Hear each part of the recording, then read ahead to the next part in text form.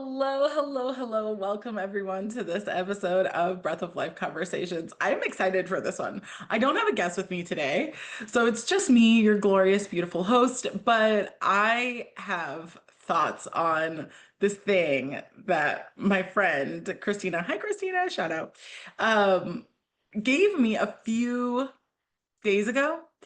And I realized afterward, even though I was able to like talk to her about it, I really wanted to. I had a lot of thoughts and I had a lot of opinions about them. And I thought, what is the best way for me to be able to get all of my opinions out about this in one space?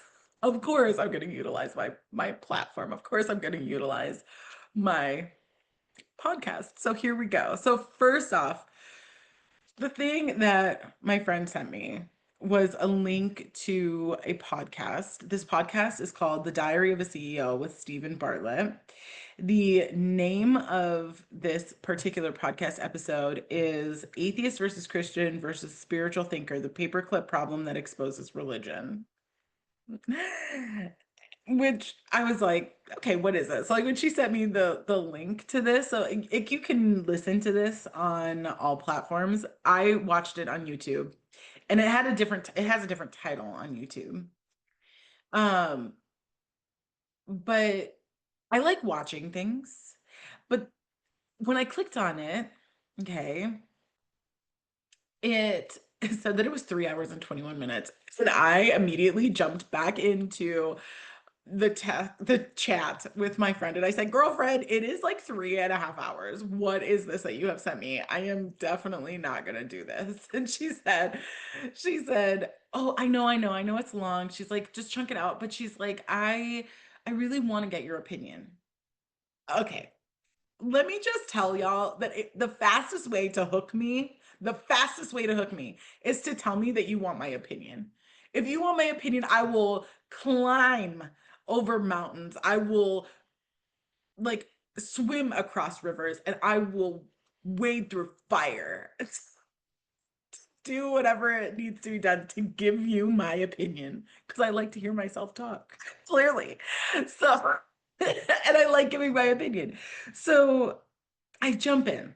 Okay. I jump into this. Thankfully, I had like an easy day that day when I was sitting down and I was able to pretty much listen to it almost in one sitting. So, yes, almost 3.5 hours. And like, I'm in this. Okay. And in between, I'm going back and forth between pausing it and jumping into the chat with my friend and giving her like my 2 cents for like every like hour worth of thing. Right. So, in this space, you got, of course, Stephen is the host of it, but then you also have in this like debate, you have Greg. I'm gonna butcher this last name. I'm so sorry. Holkel, I think he's the Christian in this debate. You got Alex O'Connor, which is he's labeled as the atheist, but through it, he's actually quite agnostic. And then you got Dr. Alok Kanjani. Once again, I'm so sorry, but like butchering these names. He goes by Dr. K. Okay. So he's a psychiatrist. So if anybody doesn't know, a psychiatrist is a doctor, an MD who went through medical school, MD, went through medical school, but has chose afterward to specialize in psychology. Okay. So psychiatrists, they can prescribe psychiatric medications. Just in case anybody wanted to know or needed to know what the difference was between like a psychologist and a psychiatrist. That's the difference. A psychologist doesn't go to med school, doesn't have to. Okay, so they're they're sitting at this table and we get started. And like the first bone to pick that I have with this, first bone that I have to pick is they don't actually give definitions. When you're talking about meaning, purpose, spirituality, you have to have or religion, like not even spirituality, but religion. You need to have a foundational way in which you are speaking about these topics. And I will give it to Stephen. He tried. He tried to get there. There was a question that he asked them, which was to provide definitions for meaning and purpose, which also like sidebar bone to pick. The name of this, both on YouTube and on Spotify, like does not even come close to what this conversation actually was. Like it did not. The whole like the paperclip problem that exposes religion, not not even remotely close to talking about what this is. This conversation was more about three individuals who deem purpose and meaning from very different angles, okay, and being able to find meaning and purpose through many different angles. That is what this conversation really was about, okay? It was way more about a whole and like in honesty, like they covered a lot of different things. They covered meaning and purpose, they covered consciousness, they covered a little bit about religion, but not in the context of like, I'm going to tell you what religion is, and I'm not going to necessarily like expose it as anything. They just wanted to know what Greg's perspective was. And so they were asking questions. Alex, in particular, asks questions about what Greg believes to be true. But it's not like he's like, oh, see, and that's why like it doesn't work, or that's why it can't be real, right? First bone and a half to pick. There was no definitions. To me, it's like if you don't understand what Immanuel Kant means with each of the words that he uses in his philosophy, you will never understand Immanuel Kant. Like when so if anybody doesn't know, I double minored in undergraduate school. And so I was doing neuroscience and pre-med essentially. And then I did writing and rhetoric, which is just like basically debate and learning how to write papers effectively and and how to speak well. And I also did philosophy as a minor. So I read and debated a lot.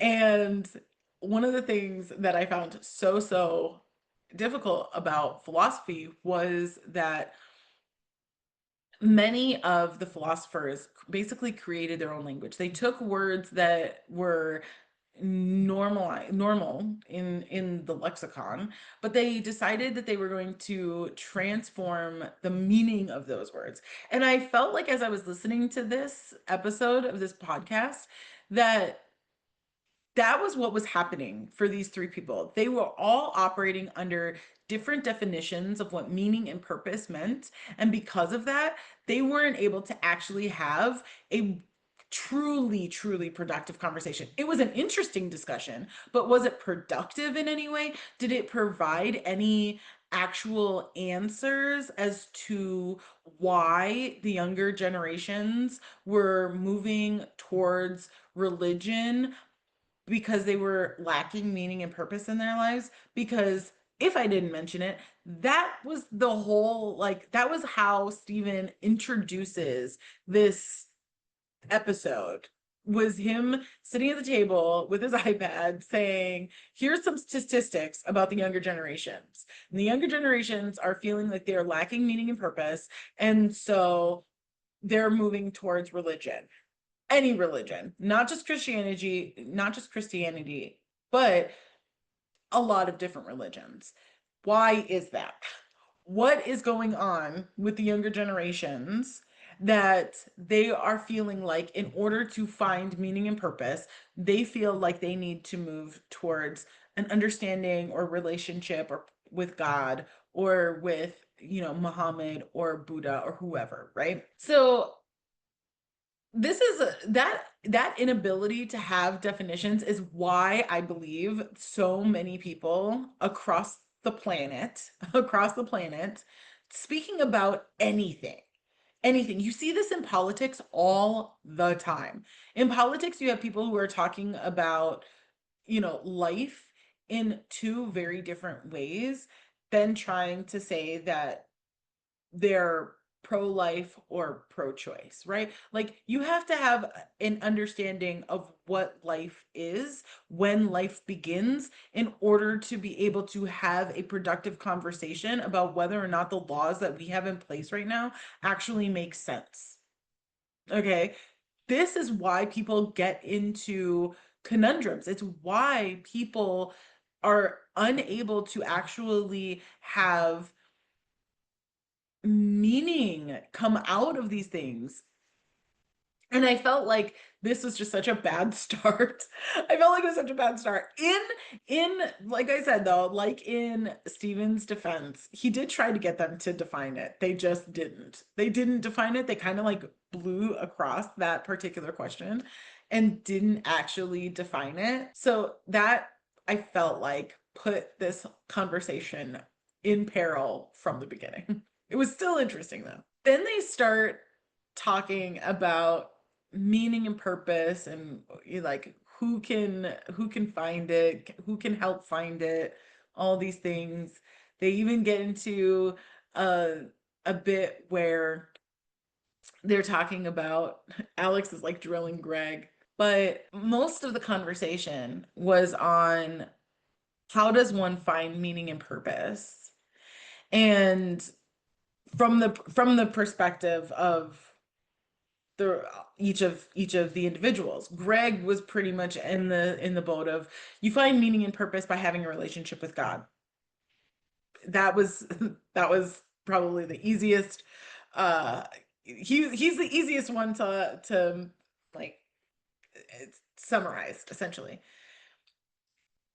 Alex was of this opinion that the search for meaning and purpose for an individual is lifelong. And I kind of got the impression that he believed that you're never really going to know whether or not you have meaning and purpose. You're never really going to have this like clean cut understanding of what meaning and purpose is until you die. And then maybe not even then. For Dr. K, it was more along the lines of, well, meaning and purpose for people is probably hard to nail down, but for a person can find meaning and purpose, but they have to kind of follow a set of steps where it's like you're asking yourself some hard questions about yourself, you are stretching yourself, you're going into your life deliberately making choices. He had this like kind of very clean cut, very Western medicine kind of like here step one, step two, step three. But what got me was actually Dr. K at multiple points. At multiple points, he started it quite early where he turned to Alex and he's like, I see this striving in you to like understand what's going on in the world and have this understanding and have this understanding of spiritual transcendence. And and I thought, this is a little interesting. This is a little interesting. And then he starts talking about what it takes to kind of have this transcendent experience. And he says, for some people, it's as simple as like going into a church and, you start praying to God, and then one day, for whatever reason, God answers back. But for a lot of people, it's about putting yourself into a state where you kind of remove your ego out of the way and you get your body into a physical biological state where it anyone kind of looking at it would be like, well, how do you survive that, right? So he says, like you need to get yourself to a place of like forcing your body into metabolic acidosis so that you are actually like transcending your physical body. You're actually like forcing whatever consciousness is outside of your physical biological body so that you can have this experience. And he is asked by Stephen if he has done this thing that he's talking about, this physical prep to get himself to this transcendent place. And Dr. K goes, I'm not going to say, I'm not going to say whether or not I've done these things. And Stephen goes, well, you did before. You said you, when we've had other conversations before, you did say that you did have this experience, but you wouldn't say what that experience was like for you. And Dr. K says, well, when I said it then, that's what it was. But here today, I'm not willing to say whether or not I have actually gotten to this place. Okay, so bone to pick. All right, bone to pick. Number one, it is now very clear to me that this medical doctor has some level of intuition. He's already like in by this point in the conversation, I think he had also already started talking about how he had like gone and like studied to be like a monk, I think, or something. He had done some chakra work and started talking about like how he had done these practices to open up his third eye. He's using the Sanskrit words for the chakras. He actually is saying like I can't say whether or not I've had this experience, this transcendental experience, because the risk to depleting my Shakti is too high. I mean, you are literally talking about your energetic aura, your field, your level of consciousness, your awareness. He's saying all of these words, guys. And he goes and he, like, in my opinion, kind of gives a giant middle finger to like every intuitive by saying, you know what, I am going to double down on science. I'm going to double down on what is quote unquote research backed information. But when you ask me if I've had a transcendental experience, basically, have I had a conversation with God? Basically, have I gone and seen a truth that is higher than what this physical realm offers? You're going to go and just do one giant middle finger. And a part of me like collapsed. I was like, oh. See, I have been saying to people just recently, it's so interesting that I got given this by my friend, this wink by my friend, because I had been saying previously that I didn't know of any Western medical provider that was willing to stand up and talk about intuitive knowledge, wisdom, medicine. I am the only one that I know of who's willing to stand and say, I am a registered nurse. I am Western medicine trained. And at the same time, I am trained and have been an intuitive my entire life. I have these abilities to perceive your energy field, to perceive what is going on in your body without the means of Western science.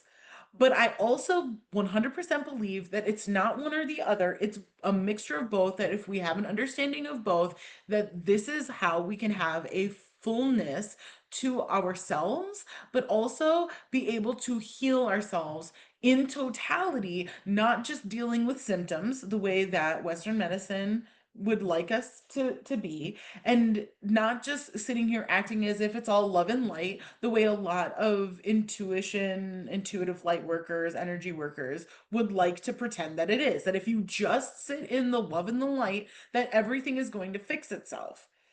That to me, I think that both of those things individually are nonsensical. I have not heard of another individual who has my level of expertise stand up and say that, and say, you know what, we need to advance our understanding of what we are. Here I thought for just a second this was going to be the person who blasted that out of the water, who actually has higher credentials than mine. They're an MD. They went to medical school. They went to Harvard, for Christ's sake. And I thought for just a second that this man was going to like renew my faith in humanity. And there he was saying, I'm not going to talk about my experience because the risk to my Shakti is too high, end quote. And to me, that feels like, you know what, you don't have enough faith in the fullness of what you have and you do, even though you've been using it on camera. He's sitting here reading Alex. He sat there and he then ends up reading Stephen. And I was blown away. I was flabbergasted. I was flabbergasted. I literally guffawed. Okay. I had that moment because I was like, you've got to be shitting me. You've got to be shitting me. We're never going to advance as a society if we sit here and feel like we are going to be in some way canceled, vilified, whatever, when we have knowledge that others do not. Like, I get it. It's a bit of a struggle. It's a bit of a struggle. It can in some places be dangerous to sit and say, you know what, here's my belief system. This is the power that I hold. This is what I know to be true. Tell me if I'm wrong. Tell me if I'm wrong. If I'm wrong, go ahead and tell it to me. And you know what? Maybe I'll create an experiment or whatever that is going to help prove what it is that I'm saying. Maybe your disagreement with me is exactly what I need in order to actually help me ask the tougher questions so that I can really be able to defend what it is that I'm saying. This man went and just, I don't want to say spat in the face of it, but like, actually, I'm going to say that. He like spat in the face of like his own gifts. And I just couldn't believe it. I couldn't believe it. Now, I will say he kind of backtracks a little bit because, like I said, he starts reading Stephen a little bit. And so he, even though he was like, oh, I'm gonna like give this middle finger to intuition and to intuitive knowledge and psychic abilities, I'm gonna still like bring this out. I'm still gonna sit here and have this like utilize my superpower. And when Stephen actually says, you know, it's like you have a superpower, and he's nodding his head, yes. I was like, I don't even understand what is going on here. Do you believe in this? Do you not believe in this? I found myself just like feeling into the energy of him a little bit, and like not in a way of like I was reading him, but just trying to get an energetic feel of what was happening in that space when it was recorded. And I got this sense from Dr. K that initially he got scared when he was asked, you know, have you had this transcendental experience? He got scared where he was like, well, if I say the truth, yes, I've had this experience, then somebody is going to ask me what happened in that. And instead of just saying that's intensely personal to me and me telling you my experience, I don't believe is really going to help you, he went and was like, no, I'm not going to talk about that. But then something like his guides must have started talking to him, being like, you know what, you're actually incorrect. The risk to your Shakti depletion is nil. There's no reduction in telling people that you have gifts or abilities. And so that's when he started being like, actually, I'm gonna say that you're on this journey and you're on this path. I see this for you.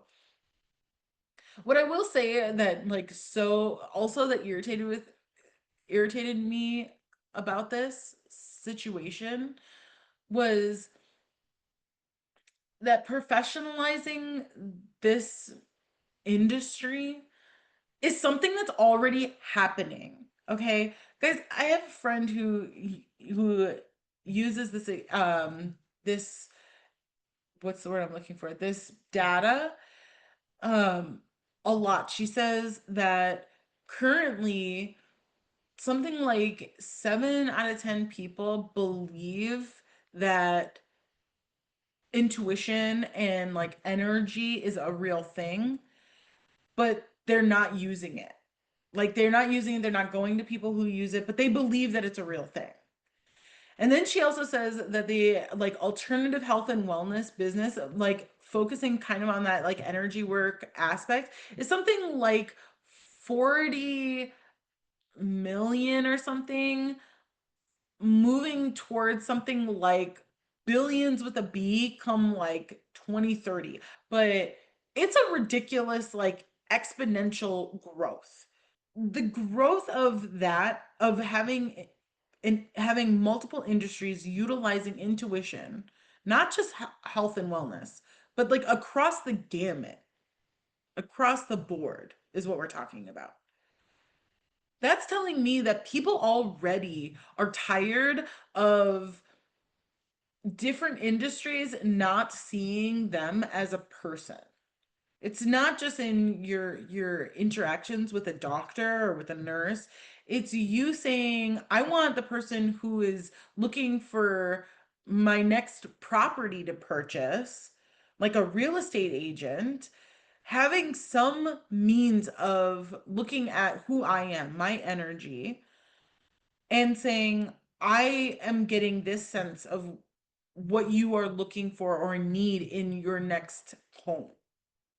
So now knowing that about you, I'm going to now go out and I'm going to search for only the things that have, a close tied to nature or is heavily into a city with like these very beautiful structures.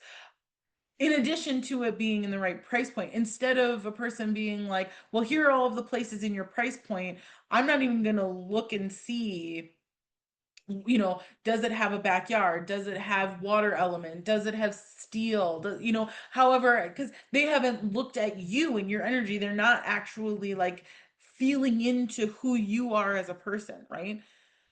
The whole financial industry of people having the ability to ascertain somebody's previous experiences with money through utilizing an intuitive lens to assess one's root chakra and then be able to say, okay, so based off of your root chakra energy, what I'm feeling from you is trauma around living paycheck to paycheck. So here's how we're going to build your financial portfolio, your financial literacy, so that you don't have to do this. And we can actually heal the trauma in your root area.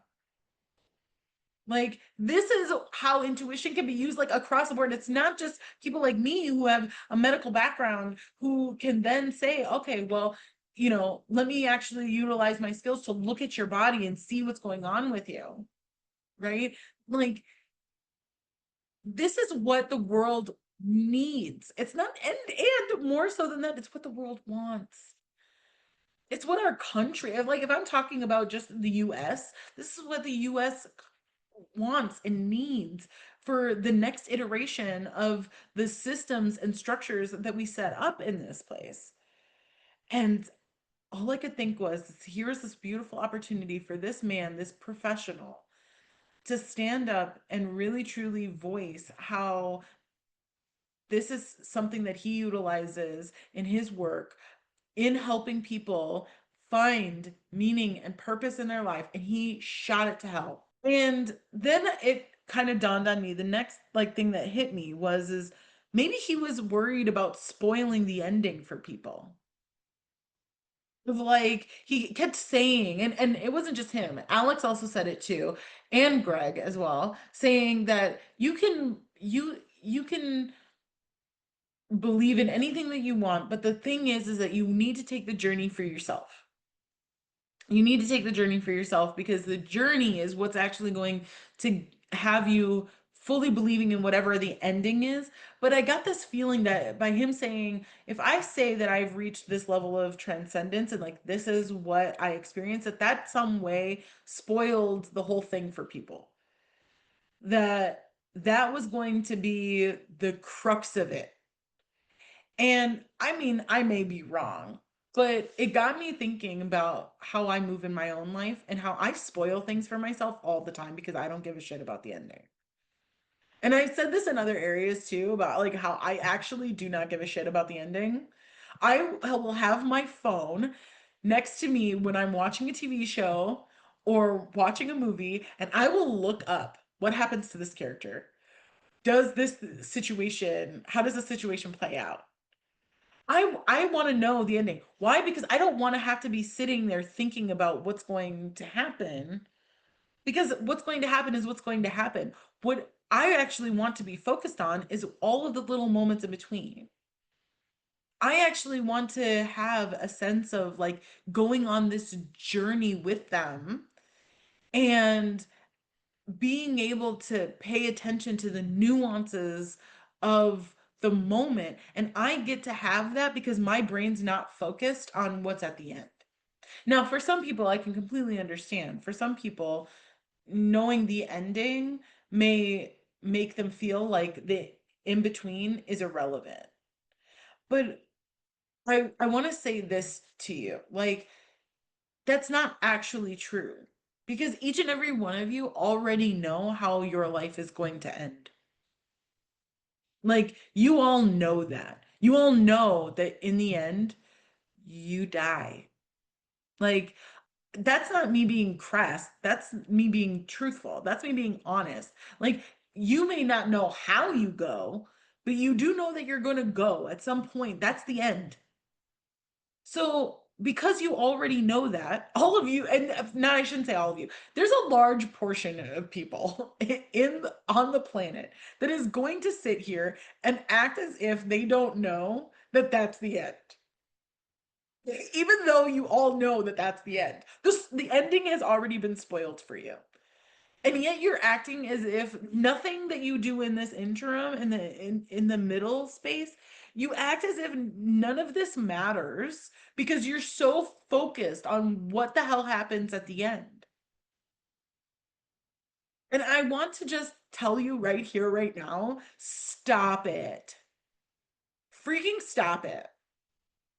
Like, you need to start caring less about what you and the ending, and you need to start paying more attention about you in the middle. What are you doing every day? How are you living your life? What choices are you making? Are you giving significant weight to the choices you are making? Because every single day you are making choices, and those choices are defining who you are. And who you are is way more important than where you will end up. Way more important. So no, there is no depletion of the Shakti. No, there is nothing bad that can happen by telling somebody that you've had a transcendental experience and you were shown truth. What that truth is going to be different for Dr. K than it is for me, than it is for the other person. But the fact that we have all had this extraordinary opportunity, this extraordinary experience, takes nothing away from it. Not a single thing, not one iota. So, in my opinion, did Dr. K do all of us a disservice? Yes, yes, I do. Do I think that he has ample opportunity to fix it? Yeah, of course I do. He's got a platform of millions. Do I think that he's going to take that? Do I think that he even like realizes what he did? No, I don't. I don't think he realizes what he did. I think that if it was made clear to him what he did, I don't know if he would change anything. Because I think that there's a part of him that truly does believe that on some level having the gifts that he has, having the abilities that he has, knowing the the truth, there's still a part of him that doubts it in some way. That he's still quite fearful of. And maybe that comes from the type of experience that he had. Who knows? Who knows? Nobody will probably ever know unless he someday at some time decides that he's willing to have that conversation. Does it change anything though at the end of the day? No. No, it doesn't. I think that there is a journey that we all have to go on. And if there is one thing that him, that Alex, that Greg said in this particular podcast episode that is absolutely 100% true, it's that you each have to go on your own journey. That you each have to decide what kind of journey you are going to have. For some people, it's going to be ayahuasca or peyote or another form of plant medicine that's going to like upend you and your consciousness and make you have some sort of an experience, right? For others, it's going to be through breath work, kundalini awakening, divine partnership. For some people, it's going to be just incredible astral projective meditation. And for others, it's going to be having a conversation with God in a church somewhere. And one day he's going to answer back, or she's going to answer back. And that's going to be your way. But the experience itself is, once again, like the experience is the experience. I think that that is something that is a foregone conclusion. Like as far as like it's going to happen. It's going to happen. If you put yourself on this path, you are going to have an experience. I don't think that there's a single person that has decided to go on this journey, like truly go on the journey and not had an experience. I'd love to hear from anyone. Like, I'd love to hear in the comments section if you're a person who did ayahuasca and didn't have a transcendental experience. I want to hear from you if you're a person who you went and learned the pranayama breath work and you went down this path of getting your body to a place where it was like forcing itself into a different state and you didn't have an experience. Like that is the thing. That's where I find that it makes sense that there is a large majority of individuals who are like, yeah, no, I know energy and I know intuitive gifts and all that. I know that it's real, even if I'm not using it, even if I don't engage with it, even if I don't have the confidence to speak on it. It's because we know, we know that last 30%, they're children. That 30% are children who have not had the opportunity yet to go on this journey and learn for themselves because they're still children. So, what are my overall like thoughts on this conversation? I thought it was really interesting. Did I think that it like came to any sort of conclusion about meaning and purpose? No, absolutely not. I don't think it did. I think it gave people things to think about. I feel like I feel like Greg didn't get enough opportunity to speak about his kind of thoughts on it. He asked some questions. He was kind of poked at by Alex a little bit in terms of his understanding of uh Christianity's understanding of like the beginning. But did I think that that sort of like poking, did it take the conversation anywhere? No, not necessarily. Um,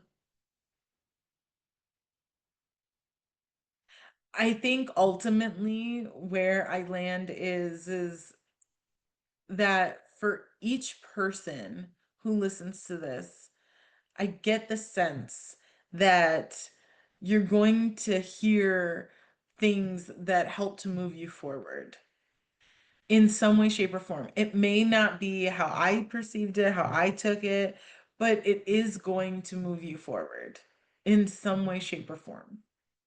And I think that at the end of the day, that is the best thing that could come out of something like this, a conversation, a debate, a podcast episode, is that when you listen to it, you actually feel like you have been moved forward.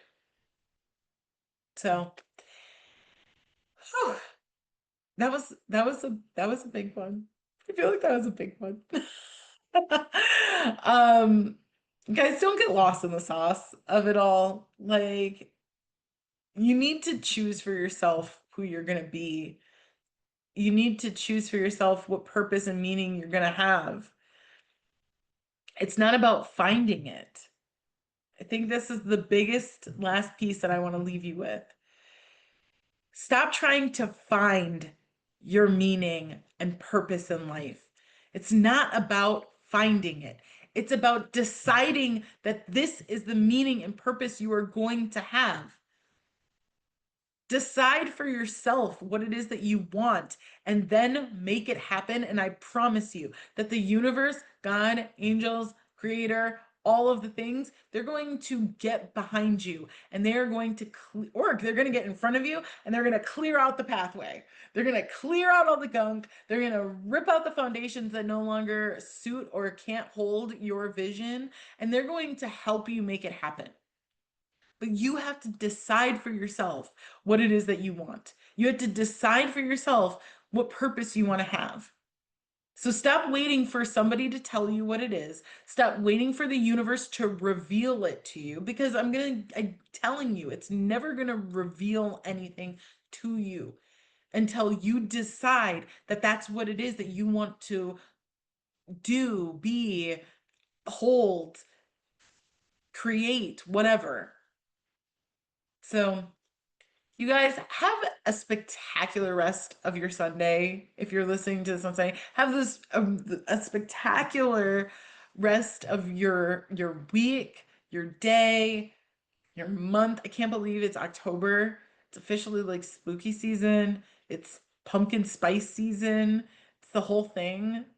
And I will see you next time in the next Breath of Life conversations. Bye all.